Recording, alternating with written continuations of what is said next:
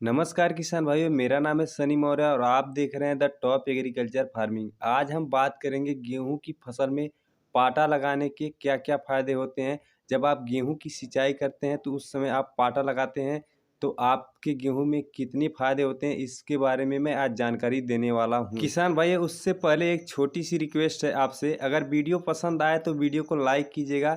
Channel पे पहली बार आए हैं तो चैनल को सब्सक्राइब कीजिए ताकि आने वाली हर एक वीडियो की नोटिफिकेशन मिल सके। एक वीडियो को बनाने में 3 से 4 घंटे का समय लगता है। अगर वीडियो पे लाइक नहीं मिलता है तो हमें भी डिमोटिवेट होना पड़ता है। अगर लाइक मिलता है तो हमें भी लगता है कि हमारी वीडियो को लोग पसंद कर रहे हैं। यूट्यूब एक ऐसा प्लेटफॉर्म है दोस्तों, जहां पे आपको अच्छी अच्छी जानकारियां दी जाती हैं, खेती से जुड़ी हुई या फिर किसी भी क्षेत्र से आप जुड़े हैं, जिस क्षेत्र से जुड़े हैं आप, उसके लिए आपको अच्छी अच्छी जानकारियां यूट्यूब पे दी जाती हैं। वीडियो को बनाने में समय लगता है। वीडियो को अभी से लाइक कर दीजिए दोस्तों, ताकि हम आगे आपको और अच्छी वीडियो बना करके दे सकें। जो जागरूक किसान होते हैं उनसे भी हम लोग जानकारियां इकट्ठा करते हैं। जो कम जानकार किसान होते हैं वो यूट्यूब पे आकर के अच्छी जानकारियां हासिल कर पाते हैं।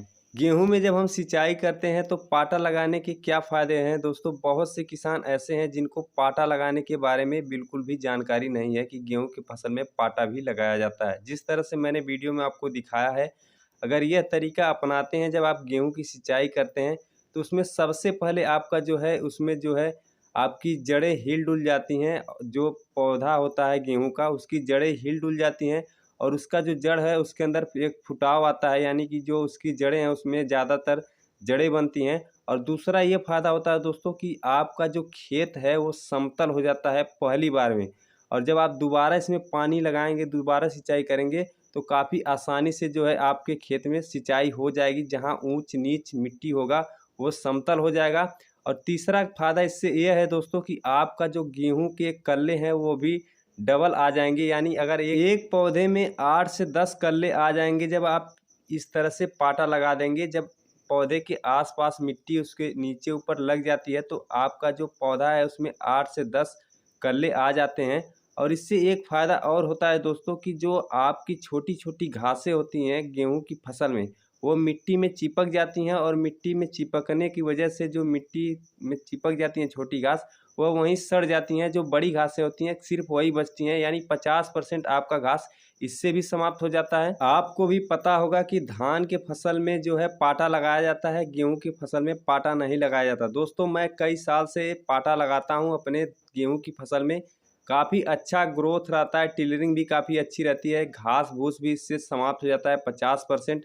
और जो 50% बचता है वह दवा से जो है ख़त्म हो जाता है। अगर यह वीडियो आपके पास पहुंच चुकी है, अगर आप इस वीडियो को देख रहे हैं तो इसको व्हाट्सएप पे अपने दोस्तों के साथ शेयर कीजिए।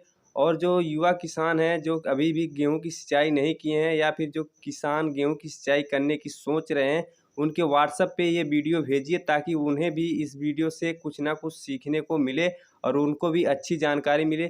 इसीलिए दोस्तों यूट्यूब के प्लेटफॉर्म पे आकर के लोग जो है अच्छी अच्छी जानकारियां देते हैं खेती से जुड़ी हुई। दोस्तों, जब आप सिंचाई करते हैं, जब पाटा लगाते हैं, तो आपको एक चीज़ ध्यान रखना चाहिए कि दोस्तों आप जो भी जिस चीज़ से भी आप पाटा लगा रहे हैं वो जो है गोलाकार होना चाहिए।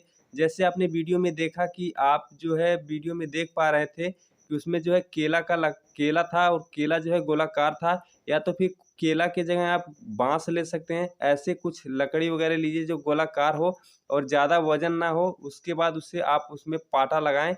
और एक चीज़ का और ध्यान रखें, जब पाटा लगाएँ तो काफ़ी आसानी से लगाएँ, काफ़ी तेज़ी से ना लगाएँ और धीरे-धीरे लगाएँगे तो काफ़ी अच्छा रहेगा और घास भी जो है मिट्टी में अच्छे से दब जाएगा। जब भी आप गेहूँ की सिंचाई करते हैं तो उस समय जो है 2 से 3 लोगों की आवश्यकता पड़ती है। 2 लोग जो है खेत की सिंचाई करते रहें और तीसरा जो व्यक्ति है उसमें पाटा लगाता रहे। और गेहूँ की फसल में जब हम पाटा लगाते हैं तो जो गेहूँ का फसल है वो कलम हो जाता है। कलम होने का कारण ये होता है दोस्तों कि जो पौधा है हिल-डुल जाता है, जिसकी वजह से उसकी जड़ें हिल जाती हैं, वह कलम हो जाता है। जैसे आप देखते होंगे कि जो धान का फसल होता है, हम उखाड़ करके एक खेत से दूसरे खेत में ट्रांसप्लांट करते हैं तो वो कलम होता है। तो इसी तरह से इसमें भी कलम होता है, लेकिन उस तरह से नहीं होता है। लेकिन इसे हिल डुल जाने से जो है एक कलम हो ही जाता है। किसान भाइयों, जो गेहूं की फसल होती है उसकी सिंचाई करने की आवश्यकता 21 से 25 दिन के अंदर पड़ती है। गेहूं की जो सिंचाई होती है वह एक विधि से और की जाती है। उसमें जो पाटा लगाया नहीं जाता है बल्कि उसमें हाथा लगाया जाता है, यानी पानी को एक स्थान से दूसरे स्थान तक फेंका जाता है। तो इसमें जो है फेंकने वाली जो प्रक्रिया होती है उसमें बहुत ज़्यादा मेहनत करने की आवश्यकता पड़ती है। हाथ भर जाते हैं, काम करते करते इंसान थक जाता है। तो ये तरीका काफ़ी आसान है, जो मैंने बताया है पाटा लगाने का जो तरीका है काफ़ी आसान है। इसमें कई तरह के फ़ायदे हैं। अब हम बात करेंगे दोस्तों, गेहूं की सिंचाई करते समय खाद देनी चाहिए या फिर गेहूं की सिंचाई करने के बाद खाद देनी चाहिए। दोस्तों आपको जो है गेहूं की सिंचाई करते समय भी दे देनी चाहिए, और आप चाहते हैं गेहूं की सिंचाई करने के बाद देना तो आप गेहूं की सिंचाई करने के बाद भी दे सकते हैं। दोनों तरीका सही है। सिंचाई से पहले भी दे सकते हैं, सिंचाई के बाद भी दे सकते हैं। गेहूं की फसल में जब आप पाटा लगाते हैं तो 2 से 3 बार पाटा चलाएं अपने गेहूं की फसल में, ताकि मिट्टी में अच्छे से जो है लिपट जाए और जो घास फूस है वो अच्छे से जो है मिट्टी में चिपक जाए और काफ़ी अच्छे से जो है आपका पौधा ग्रो करे और आपके गेहूं की फसल में अच्छी टिलरिंग आए, कलनों की संख्या बढ़ जाए। जब हम गेहूं की सिंचाई कर लेते हैं तो हम अपने गेहूं की फसल में खर प्रबंधन के लिए दवा डालते हैं, यानी कि जो हमारे खेत में गेहूं की फसल में जो घास होती है उसके लिए हम दवा डालते हैं। दोस्तों दवा डालते समय एक चीज़ का ध्यान रखें कि कौन सा समय आप दवा डाल रहे हैं, सुबह के टाइम में डाल रहे हैं या फिर शाम के टाइम में। दोस्तों जब भी आप गेहूं की फसल में दवा का प्रयोग करते हैं तो आपका जो सही टाइम होता है वह 9 बजे से लेकर के 12 बजे के बीच में अगर आप गेहूं की फसल में दवा डाल देते हैं तो काफ़ी अच्छा काम करता है। जब भी आप गेहूं की फसल में दवा का स्प्रे करते हैं तो शाम के टाइम ना करें, 2 बजे के बाद से जो है स्प्रे ना करें। इसमें क्या होता है कि जब आप दवा का स्प्रे करते हैं तो शाम के टाइम जो है कुहरा गिरता है, जो शीत होती है उसकी वजह से जो आपकी पत्तियां होती हैं वो धुल जाती हैं रात में, तो दवा उतने अच्छे से काम नहीं कर पाता है। कम से कम दवा का असर जो है 12 घंटे तक पौधे पे होना चाहिए। 9 बजे से 12 बजे के बीच में अगर आप दवा का प्रयोग करते हैं तो काफ़ी अच्छा रिजल्ट रहता है। जो घास है वो जल जाता है, काफ़ी अच्छे से जल जाता है। और जब भी दवा का स्प्रे करें तो काफ़ी अच्छे से मशीन को चलाएं और धीरे धीरे जो है दवा को स्प्रे करते जाएं। बहुत तेज़ी से स्प्रे करने की ज़रूरत नहीं होती है। अगर ज़्यादा तेज़ स्प्रे करेंगे तो कुछ पौधे पे पड़ता है, कुछ पौधे छूट जाते हैं। तो आसानी से दवा का स्प्रे करें और दवा का जो डोज है उसको कम रखें। बहुत हाई दवा का जो डोज है उसको ना रखें, लेकिन आप अच्छे से जो है दवा का स्प्रे करेंगे तो एक भी पौधा जो है बचेगा नहीं, वो जो है जल जाएगा, घास जो है समाप्त हो जाएगा। गेहूं की सिंचाई हो जाने के बाद इसमें दवा का प्रयोग कब करना चाहिए? 3 दिन के बाद इसमें जो है दवा का प्रयोग करना चाहिए। अगर आप सिंचाई करने से पहले दवा का प्रयोग करना चाहते हैं तो जिस दिन आपको सिंचाई करनी है उससे 1 दिन पहले जो है दवा का प्रयोग करके दूसरे दिन जो है अपने गेहूं की सिंचाई कर दें। और दोस्तों एक चीज़ का और ध्यान रखें, जब आप गेहूं की फसल में दवा का प्रयोग करते हैं तो 3 दिन के अंदर कर देना चाहिए।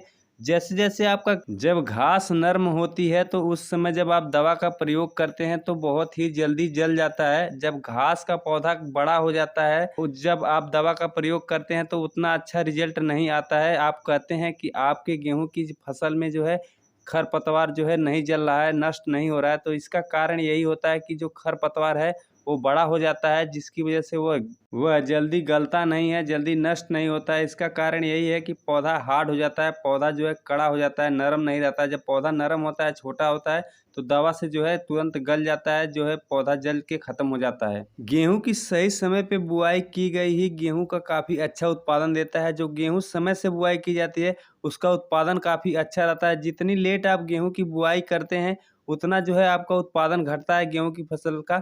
गेहूं की फसल की जब आप बुआई करते हैं तो आपको सही बीज का चुनाव करना ही चाहिए। दोस्तों आप जब गेहूं का सही बीज चुनेंगे तो आपको उत्पादन उतना ही अच्छा मिलेगा। अगर आप गेहूं का बीज अच्छा नहीं चुनेंगे तो आपको उत्पादन उतना अच्छा नहीं मिलेगा। बहुत से ऐसे किसान हैं दोस्तों जो टिलरिंग बढ़ाने के लिए, यानी कि जो गेहूं के फसल में कल्ले बढ़ाने के लिए दवा का प्रयोग करते हैं। तो ये तरीका काफ़ी आसान है दोस्तों। इस तरीके को अपना करके बिना पैसे खर्च किए आपको आसानी से जो है आप अपने गेहूं के फसल में टिलरिंग बढ़ा सकते हैं, कल्ले की संख्या बढ़ा सकते हैं। किसान भाइयों अगर यह वीडियो आपको पसंद आई हो तो वीडियो को लाइक कीजिए और अपने दोस्तों के साथ इस वीडियो को शेयर कीजिए। जो नए दोस्त हैं आपके या फिर जो किसान हैं उनको आप ये वीडियो शेयर कीजिए।